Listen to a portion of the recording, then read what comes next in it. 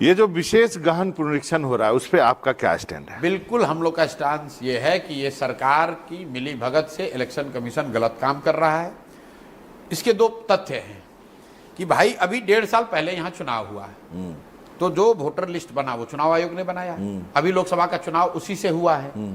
तो अगर आप कह रहे हैं कि वो वोटर लिस्ट खराब है, गलत है, अशुद्ध है, तो भाई उसमें नेपाली हैं, बांग्लादेशी हैं, तो क्या चुनाव आयोग ये मानने को तैयार है कि लोकसभा का जो चुनाव हुआ, जो पार्लियामेंट का चुनाव हुआ, जिस चुनाव से मोदी जी प्रधानमंत्री बने, वो वोटर लिस्ट शुद्ध नहीं था? अगर आप ये कह रहे हैं कि लोकसभा चुनाव के बाद लोग आ गए नेपाल से, बांग्लादेश से, तो लोकसभा चुनाव के बाद बिहार में देश में सरकार किसकी है? वो भाजपा और नीतीश की है।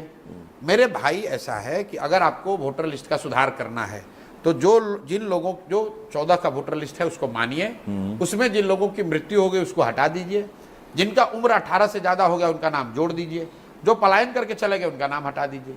इसके आगे अगर आप कुछ कर रहे हैं तो निश्चित तौर पर वो सरकार की आप मदद करने की कोशिश कर रहे हैं।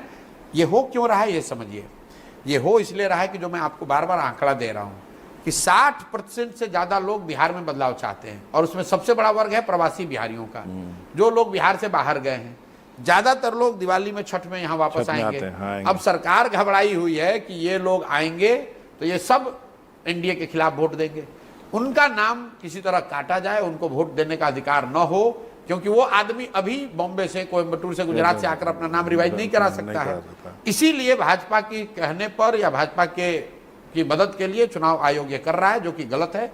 लेकिन चुनाव आयोग बिहार के लोगों को इतना नहीं जानता है जितना बिहार के लोग समझते हैं।